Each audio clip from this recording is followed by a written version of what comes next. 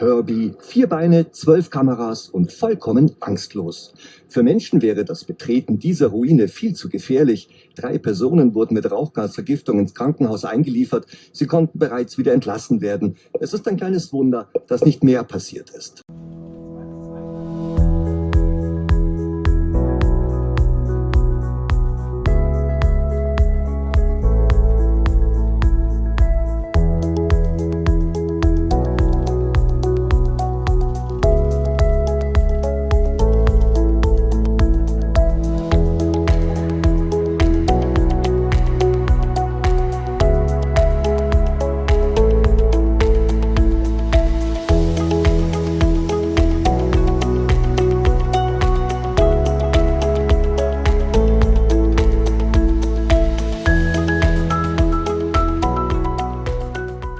Hi, I'm Russell, and this is Spot. So you've probably seen this robot before, maybe hauling a truck or dancing to Bruno Mars's Uptown Funk.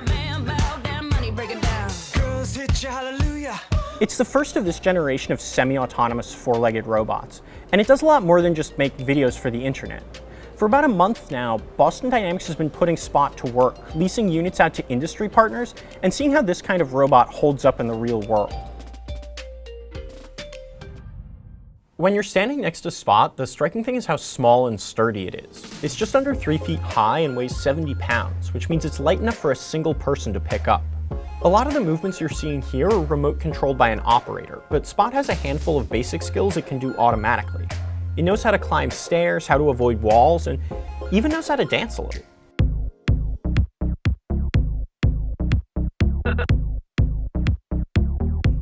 Get it right? Spot's not tired at all. Of course, we've seen walking robots before, but few of them had Spot's sense of balance. Accelerometers tell Spot if it's moving, and torque sensors in the joints tell it exactly how its weight is distributed. If Spot feels itself tipping forward, a protocol kicks in, telling it to find surer footing. It also has cameras on all 4 sides, so it can see where to plant its foot. Spot still can't tell the difference between firm ground and loose dirt, which means navigating these dirt piles got a little chaotic. When it does fall, there's a protocol for righting itself, which works most of the time, although it did need human assistance when we flipped it into the bottom of a particularly steep ditch.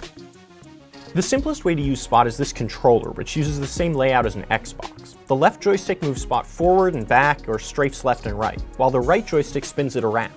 You can also use the camera view to see what Spot is seeing, and send it to specific waypoints. Tap a spot on the screen, and Spot will find a way to get there.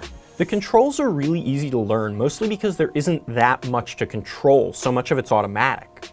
Within a couple of minutes, I was able to send Spot wherever I wanted, although it does stop at walls because of the object sensor. At the same time, I didn't get the tight connection that you do with video games or RC cars. You can tell it's more designed for automation than human pilots. Boston Dynamics is hoping that a lot of the time, Spot won't need a driver at all. For more complicated tasks, you can chain waypoints together, sending Spot to retrace a path it walked through earlier with human assistance. That could mean checking all the gauges on an oil rig or taking LiDAR scans of a room from a dozen specific points. This version of Spot mostly knows how to navigate spaces, but the plan is for it to carry more sophisticated tools on its back, like a zoomable camera or the claw it uses to open doors. Industry partners can also build their own modules for more specialized jobs. Attach a methane detector module and Spot could check a whole facility for gas leaks. Attach a LiDAR rig and Spot could make a 3D map of a whole building from the inside. It's a completely new way for computer programs to interact with the physical world, automating tasks that would otherwise be impossible to do without a human being. There's also just straight up entertainment. It's really fun to watch this kind of robot do these precise movements, particularly if you have 10 or 15 of them in unison. It's not hard to imagine 50 Spots dancing Pikachu style in a theme park. Right now, Boston Dynamics has about 60 beta units. That's the yellow guy you're seeing here, but they've already started building the next generation, which is what they're loaning out. Eventually, they're hoping to have 1,000 of them, but right now there's only about 20 being leased out. Now, Boston Dynamics wouldn't say exactly what those bots are doing, since most of the partnerships are still confidential. They also didn't tell us exactly how much the robots cost, since technically Spot isn't for sale. All they told us is that the leases were in the range of what you pay to lease a car, which doesn't say much. One thing we have to talk about, and there's really no other word for it, is the creepiness. Some people get really freaked out by Spot. It moves with a precision that we don't see in the natural world, and it stops dead still whenever it doesn't have a task, which can be unsettling. When you watch these videos, there are all sorts of comments about how these robots are going to rise up and destroy humanity. There was even a Black Mirror episode about it. But I didn't get that sense in person. Really, Spot doesn't recognize people at all. For the robot, you're just an obstacle that's too big to step on. At the same time, Boston Dynamics is really concerned about any situation where Spot might end up harming a person, even if it's just getting your hand pinched by one of the joints. They also said that they didn't want to sell to any clients who would use Spot to harm people or build weapons modules or anything like that, which was good to hear. Spot's great at climbing through piles of dirt, but it doesn't have the social skills to navigate big crowds, and Boston Dynamics has a lot of work to do before it can build those skills.